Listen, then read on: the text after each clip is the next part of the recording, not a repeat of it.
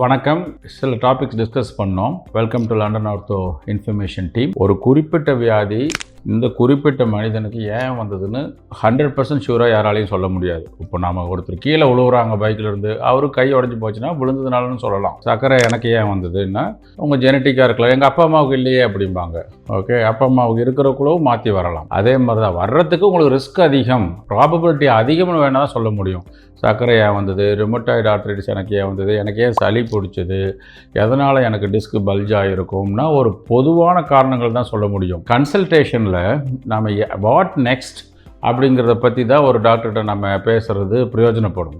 இது ஏன் வந்தது சில பேர் ட்ரீட்மெண்ட்டை பற்றி எல்லாம் டிஸ்கஷன் முடிச்சதுக்கப்புறம் மறுபடியும் ஏன் வந்ததுன்னு அதுலேயே உழண்டுக்கிட்டு இருக்கிறப்ப உங்களுக்கு டைம் மட்டும் வேஸ்ட் இல்லை, மன குழப்பம் ஆயிரும், ஒரு முடிவு எடுக்க முடியாது.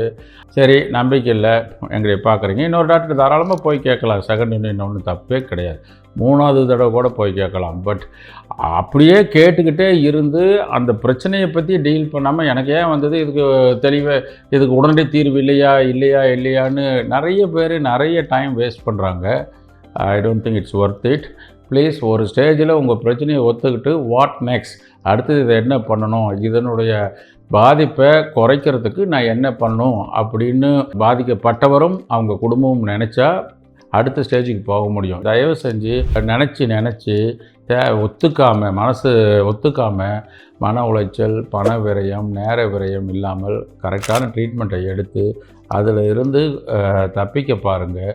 அதனுடைய விளைவுகளை குறைக்க பாருங்கள். இது பொதுவாக சொல்கிறேன், இந்த வியாதிக்குன்னு இல்லை, பொதுவாக ஒரு டாக்டர் கன்சல்டேஷன் போகிறப்போ ஒரு 5 நிமிஷம் 10 நிமிஷம் பேசுகிறப்ப அது ஏன் வந்ததுங்கிறத சயின்டிஃபிக்காக பேசி யாருக்கும் எந்த பிரயோஜனமும் இல்லை. ஒரு பேச்சுக்கு அதை பற்றி ஃபார்மாலிட்டிக்கு வேணால் கேட்கலாமே தவிர நீங்கள் அதில் போய் கொஞ்சம் அதை பற்றி படிக்கலாம், தப்பு இல்லை. பட் ஒரு ஸ்டேஜில் ஓகே நம்மளுக்கு வந்துருச்சு என்ன பண்ணலாம் அப்படிங்கிற ஸ்டேஜுக்கு நம்ம போய்க்கணும். தேங்க்யூ.